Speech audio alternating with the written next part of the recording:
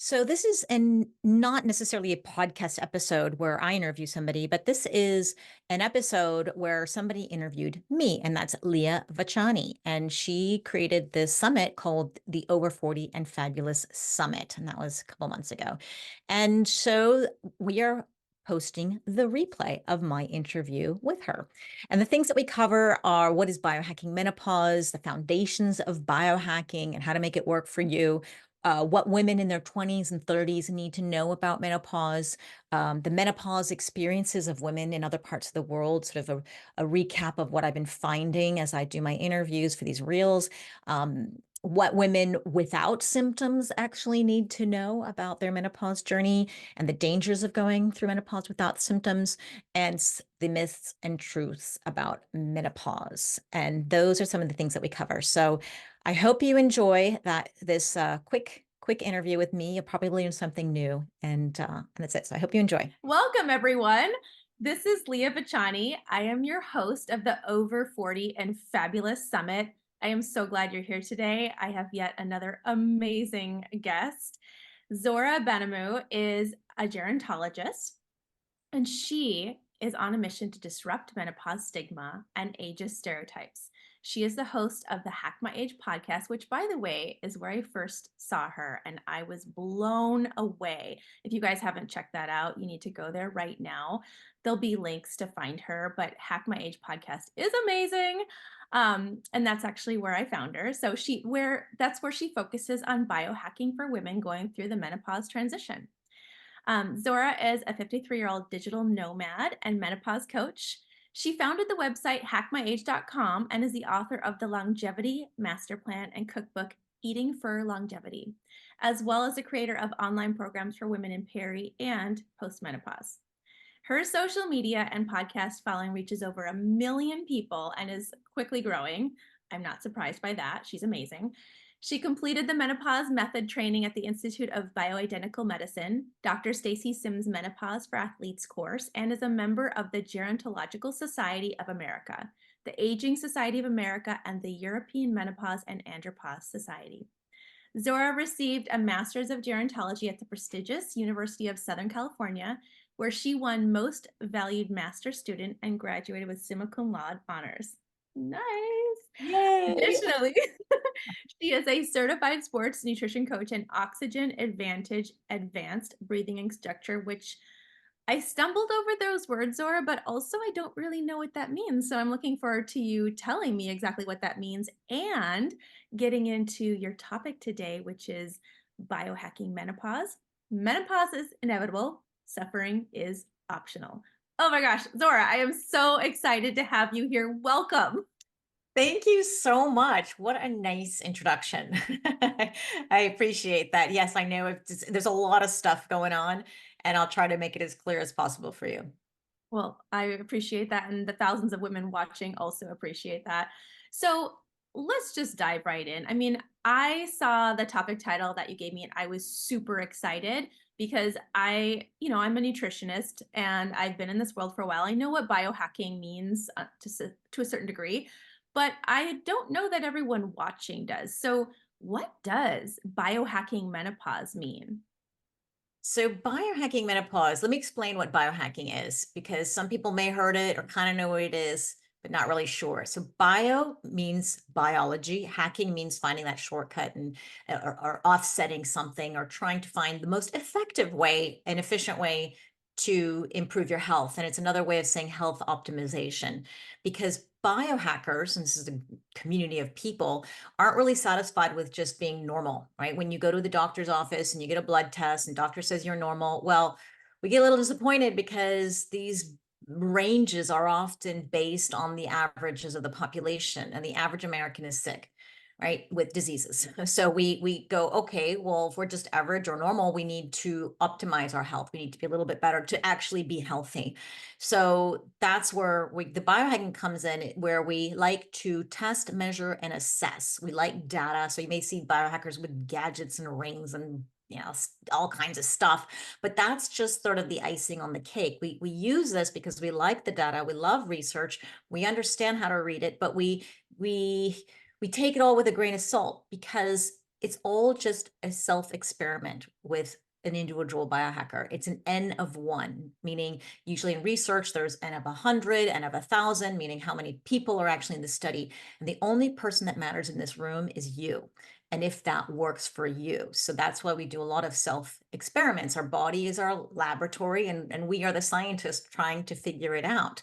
And so when we go and use this word biohacking for menopause, that means we can use some of the information that we have. We definitely do our own little self experiments, but we have to adapt them to a woman going through menopause. And it's not just advice saying, hey, let's just get a fan and wear layers. That's just not good enough. I'm sorry. Like that's in, at least in the biohacking world, we're not going to give you advice like that. We're going to give you some techniques, some tools. And when you look at the biohacking foundation, imagine it like a pyramid, right? The foundation is everything you know and everything that people listening to know. It's getting the right nutrition, whatever that is for you, getting the right amount of exercise, appropriate exercise, recovery, the sleep, the stress management, your community, your social purpose. All this stuff is the foundation. But the middle tiers are the things that a little like an add-on, right? Those are the hacks that people always really want to cut to the chase and go to that. And there would be like things like supplements, ice bathing, or sauna use, red light therapy, some of these things that you maybe not have no idea what I'm talking about. That's okay, but that's the middle tier. And then the very top tier is something you may need a doctor for, such as PRP injections, that's platelet-rich plasma to help with a joint injury, or regenerative medicine, or peptides to help with gut rebalancing, or so many things out there. So a lot of people think that biohacking is all about the gadgets in that middle and top tier, but it's actually the foundation first, and then you can add on the little bits at the top.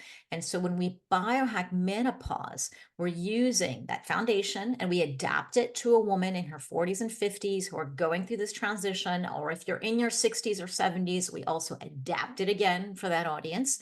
And then we use some of the middle and the top tiers if we need to at all, because sometimes you just get the foundation right and you don't need a whole lot more. But I do see women who are doing everything right, everything possible, and they need that extra help and that extra support. So I hope that's clear. And menopause is a whole other can of worms we can unravel as well. Yeah, no, that's very clear. And I like that you said it as a pyramid, like the build a foundation, because I do hear a lot of women go straight to like to the doctor. Can you give me drugs? Can you give me testosterone? Can you give me estrogen? And from what I hear from you and other experts and what I know myself, like it doesn't really work as well, right? If you don't have the foundation, that's really important. So that's, all the basics. And Mhm. then everything else works better on top of that, is how I'm understanding you're saying this. Yes, yes. We always want to do that. But I always say you can't out hormone a bad diet and lifestyle. So it's, and but at the same time, even the good diet and lifestyle, yeah, they do need a little bit of hormones, or they do need a little bit of help. So it's fluid, let's say, and it's flexible, but generally speaking, you do want to have that anyways. I mean, the gerontologist in me can't just let you go and do all these hacks and hormones and all this stuff without really considering some of the foundation, because we know if you are looking, it's one thing to hack your symptoms, but it's another thing to say, I want longevity after menopause. I still want to live a longer and healthier life, not just feel better right now. Yeah.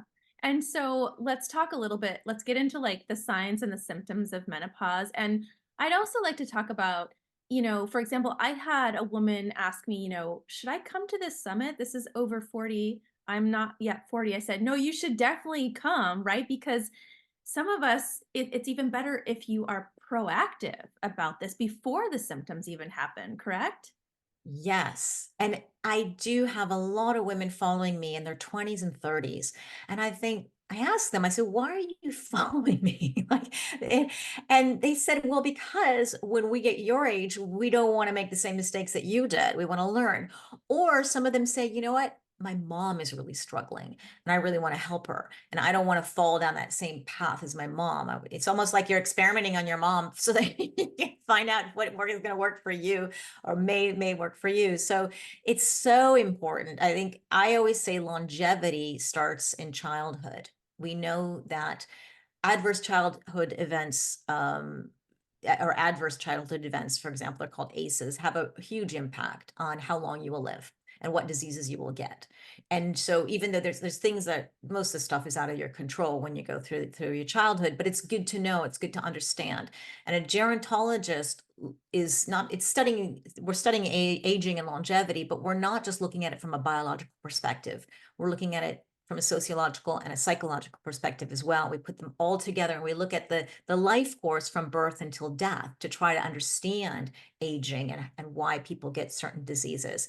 So, in the biohacking community, so often it's more just like the biology and let's change our biology and things, but we do have to consider all the other factors that are parts of the whole. Is that why you created the popular series Menopause Around the World on Instagram? I think it's on Instagram, right? Yes, yes. So these reels are on Instagram and Facebook and on YouTube. And I go around the world. I'm a nomad. I live out of a suitcase, and I get an opportunity to stop women in the street and ask them 5 questions about menopause. And I create these 1 minute reels. And it's fascinating what you learn from women all over. You find some commonalities, you find some differences as well. And this is I started to interview women in their 30s and 40s just to dabble a little bit, see what they know, and see how that does, how that performs. And so far, people do prefer the women in their 40s, late 40s, 50s, the women who are actually going through menopause, and some of the older women too. They like it's I'm still on the fence if I should continue with the younger generation. I think it's fabulous. I love seeing what women think and what they're expecting, what they know, what they don't know. So I'm still going to interview them, but we'll see how they perform. Well, so that's actually really interesting to me. You're interviewing women all over the world, different cultures, going through something that every woman, no matter who you are, where you live, what ethnicity you are, what culture you are, every woman is going to go through menopause. It's inevitable.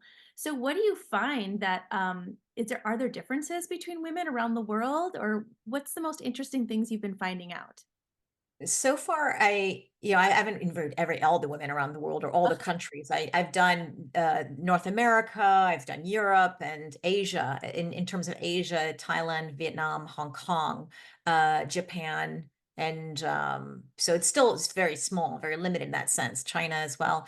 But what I'm finding is that the commonality, women all deal with some kind of a symptom.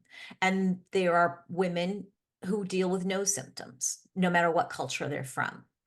And so that's common. That can happen. So it's not like all the women in China none of them have symptoms ever. No, it doesn't work like that. They go through it, and some don't have the symptoms at all. But what I find is a little different, and it's more like a feeling that I get as well when I'm interviewing, is that when I'm in Vietnam and Thailand and Asia, it's almost they're a little surprised I'm asking this, and they're not really sure why I'm making a big deal about it. And it's kind of like, "Well, I got other bigger fish to fry." It's not like the biggest, thing in my life. And it just seems a different attitude. And I don't know. And I interview men from all different socioeconomic levels. Somebody, a street vendor, to a corporate woman. I mean, they all have different problems, but I do sense that, and I'm not really sure yet if it's because it's still just not talked about. Most women I interview, no matter where they are in the world, have not spoken to their mother about menopause. And so that's common, but I'm not sure yet if it's because it's still a hush hush thing and kind of a taboo, or if it's really not a big deal and they've got more important things to do. Hmm, interesting. I'm kind of curious when you said, have you noticed a correlation with, I think what most of us just heard you say is some women don't have any symptoms. Now, first of all, is that actually a good thing? And Mhm. also, have you seen a commonality amongst women that don't have, like, are kind of just sailing through menopause? Is there something that we should know about this? How is it that they're getting away with no symptoms? So is it good or bad? It, doesn't matter really. I don't think I think you can find good and bad, and having no symptoms and good and bad and having all the symptoms. So it's more of, because when you do have symptoms, it's a sign. I think it's your body talking to you and telling you something. You can do something. If you don't feel it, it doesn't mean you're not going through menopause. It doesn't mean that changes are not happening. In fact, we have our bones are still getting brittle as we lose all our hormones, or our muscle mass is going down.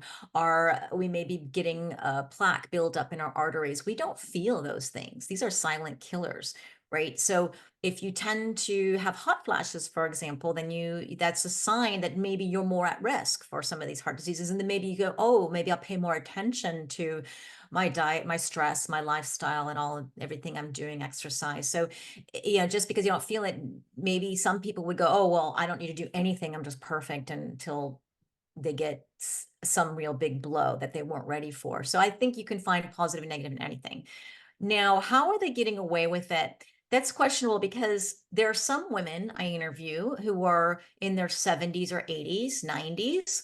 And I'd say most of those women are kind of like, don't I didn't have any signs or symptoms. And that's questionable, because it's either some women would comment and say, oh, it's because she forgot already.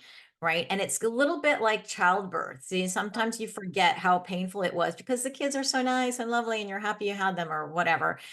So is it that, or did they truly not have it? Because I've interviewed females, like women in their 70s or 80s, with their daughter next to them or their husband next to them, and they're rolling their eyes and nodding their head at me saying, that's not true. I remember when she went through menopause. So again, I don't know these people really, and I can't say if they're lying or not lying. And now that's maybe one thing. And then there are women I do interview who are very conscious and aware in their 50s and 60s, and they say, honestly, I didn't feel anything. And why? It's partly genetic. Some of them are hormone therapy. Some of them are, I think that definitely, people will say that they're healthy, they exercise, they watch their diet. I don't really know, because I don't know who they are. It's possible, yes. So, and that's what they would say. Oh, I attribute it because I exercise or I take care of my health. But just because you take care of your health and exercise doesn't mean that you won't get any symptoms. It's just they think it's a contributing factor. I think it certainly helps, from the research that we know, that it can help alleviate some of the symptoms and the signs and help you with that transition. And anyway, it's going to help you with the rest of your life and your future self. So why wouldn't you pay attention to your health? It's really, really important. And you may just be able to skim past those. You have a better chance, at least, skimming past those symptoms of menopause. Yeah, that totally makes sense.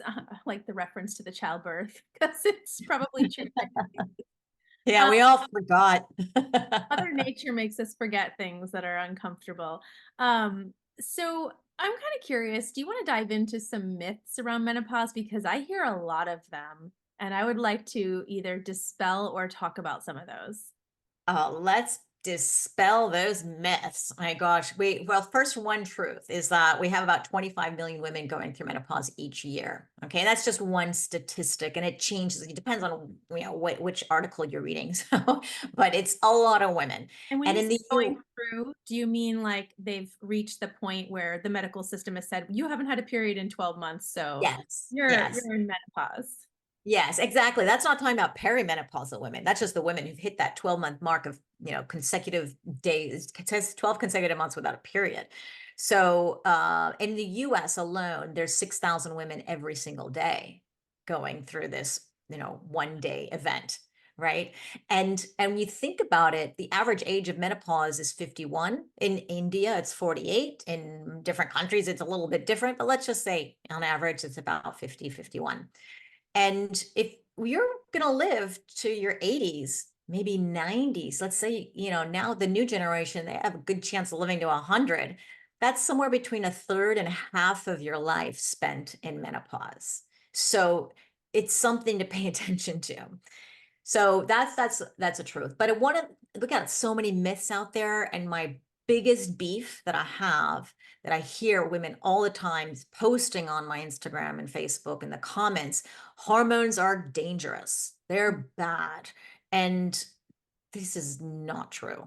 Okay. If hormones were bad and dangerous and estrogen caused cancer, then when you were in 20s and 30s, when you're full of it, everybody would be having cancer. And you're not. Why is it that women are getting these diseases when we start losing our hormones? Is my question. And so this is all comes from a study in 2002 with the Women's Health Initiative. And if you're in this menopause space, you've heard it said over and over again. It's been debunked. It's been a lot of holes, a lot of mistakes, and and unfortunately, two generations of women have been, ripped their hormones out of their hands and had to really suffer through menopause. And we don't need to do that anymore. So there's so much information now, and I'm telling you this, and you can go on PubMed and you can do your research. And I'm telling you, you're going to have half the studies saying hormones are good, and half the studies are going to say it's bad. So you have to learn how to read these studies. You have to learn how to question: Are these bioidentical hormones? Are these synthetic hormones? How many people are in this study? How long ago was it done? Have they followed up? There's so many questions to ask. But there's one great book I always recommend called Estrogen Matters by Avram Blooming. If you have any doubt, any questions about hormones and are they dangerous or not dangerous, he explains the risks and the benefits, and please go read that.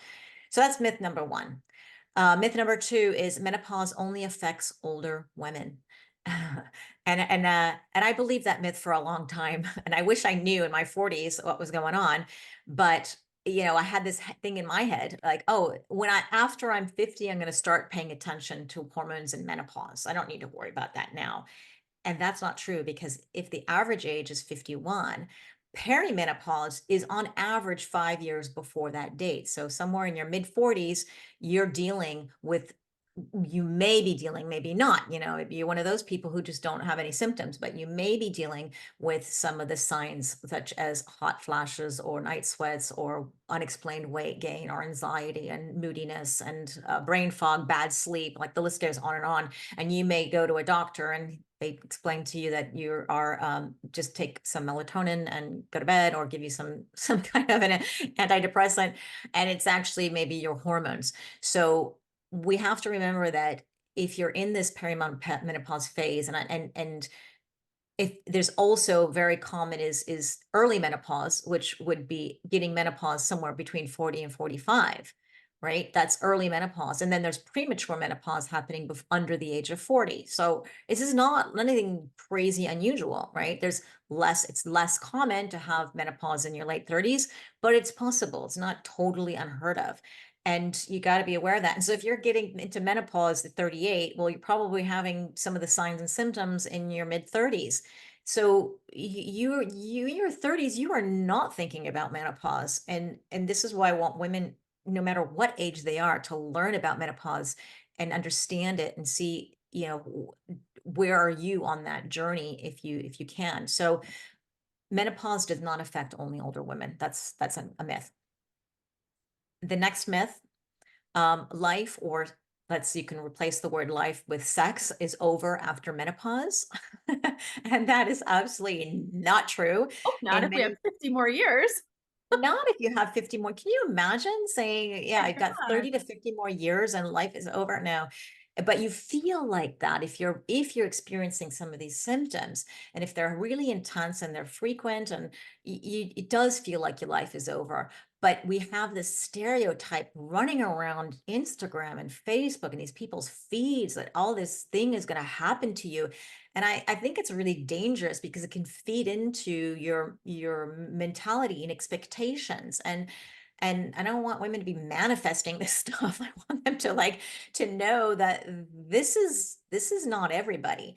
Yes, it happens. And that's one end of the spectrum of everything, that those negative stereotypes that you're seeing. But there's a whole other side of the spectrum where women are really have no clue they're going through menopause until their period stops, and they go, oh, well, oh, I guess I'm actually, I've interviewed a woman who, it was actually a 30 something year old, and she said her mom thought she was pregnant because she didn't know about menopause. And her mom was in her 50s, went to the doctor. First, she told the whole family, we're all having a baby, because I had no period already for whatever, 3 or 4 months. Went to the doctor, and doctor said, "Hey, you're not having a baby. You're in menopause." But you can imagine the stress that the family had, because it wasn't like this. Her mother wanted another child. So no, you life continues on after menopause, and certainly your sex life does not have to go down the tubes. Low libido is a symptom of menopause, but all of this is hackable, and you can have a really enriched sex life after that. And I really want women to prioritize their libido and their sex life. And I know it's hard if they're feeling not feeling like it in the bed because sex is painful, or because they're just not attracted anymore, their libido is low. But we know, I mean, as a gerontologist, we understand that one of the most powerful remedies, or I guess powerful biohacks, you would say, for living a long, happy life, are strong social connections, and intimacy is part of that. So really, don't put that on the burner. And in many cultures, in Asian cultures more particularly, the actual translation for menopause means freedom or rebirth, growth. I mean, these are all wonderful words for menopause. It is a rebirth in my opinion. So that's a myth. I love that. And just so the listeners know, we do have someone actually giving a talk on sandpaper sex and leaky bladders. So they should definitely check that one out. And there's several other experts talking about embracing, your sensuality and the freedom that comes with your like you said, like a kind of a rebirth of sexuality that's possible in menopause. Yes. So I love that you mentioned that. And also, Zora, I've heard you and several other what I call celebrities in the health and wellness world talk about how they're actually living their best life after menopause and like loving it. So Yes. there's a lot of, I don't want to use the word hope. There's a lot to look forward to if we, like, you're empowering us right now. And for all the women watching, like, advocate for your health. Like, take what these experts are saying and take charge of your health because, like Zora is saying, we have a lot of life left to live, and that quality can be amazing. Yeah, and it's your time. This is really your time, because if you have raised a family and had kids, you really put a lot of things on the back burner that you wanted to do. And now that kids are grown up, they're gone, or maybe if you didn't have children, you were maybe in a job that you kind of exhausted the life out of it, and you've always wanted to become a writer, or you always wanted to do other things. Like, it's your time. It's really your time. And I really want women to embrace this moment. And even if you are still maybe not where you expect to be, maybe you didn't buy the house you wanted, or you didn't make the money that you thought you should have at this age. There's so many of these stereotypes and these social parameters, social things that people think that we need. Really question that. Is that important? Are you where you're at? And if you still want to get something else, you can. There's this midlife. It's midlife. It's not end of life. Really. So it's your time, and you still got your brains, you still got your body, you still have your energy. And if you don't, it's all hackable. We can get it all back again. And you can regenerate. There's no doubt about it. So really embrace this time. It is your time. Oh, I love that.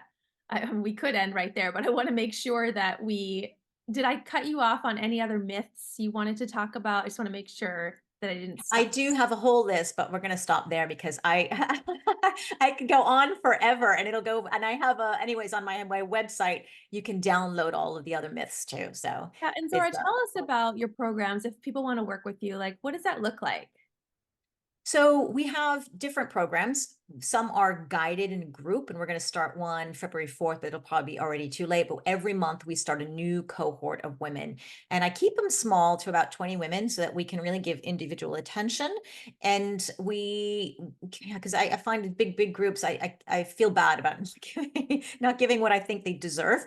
So we have that. So if you want to go through a 4-week program, it's just 4 weeks. You will learn a ton in 4 weeks. And we meet every week to follow up with you live for some Q&As. And we also have guest experts also with downloaded their videos as well for you to learn, not only from me, but from other people who are really experts in their field. And then I have other programs that you can just get self-guided, more affordable. And then we have the hot flash program. If you're just 1 hour master class, so we have those are really small, really affordable, and you can take whichever symptom you have, put a couple of them together, or you can just go for the big one and figure it out. But really, spend your time in hacking it all at the same time. It's up to you. Lots of flexibility there. I love that. So many options. And for those of you lucky listeners today, Zora is giving you a free gift and it's quite amazing. So Zora, tell us about your free gift of the biohacking menopause tips. So this is a really easy, simple guide. You'll love it because I cut to the chase. What are some of the biohacks that you can do to quickly and effectively alleviate some of your symptoms? And it's not, again, to wearing taking a fan, wearing layers. These are things that maybe you never heard of. Some things are free. You just have to get outdoors, or you just have to do something. Oh, wait, let me put on oh, my battery's gonna die in a moment. Oh So, no. or you can go and spend a little money on some little gadgets and get a little help with that. Amazing. Okay, ladies, you heard it here. Go back to the email that brought you here for this recording. That's where you can get the free gift. So go ahead and click on the link for Zora's free gift. Go check out the biohacking tips. I can't wait to read it myself. And Zora, you've really opened up our eyes to the possibilities of what's in our future and dispelling those myths and just empowering us with the knowledge that we can really create the life that we want, the quality of health that we want, and we could still have our best years to come. So that is so exciting to hear, and I hope that you lit a fire under everyone watching to go empower yourself, advocate for your health. Thank you so much, Zora. Thank you so much for having me.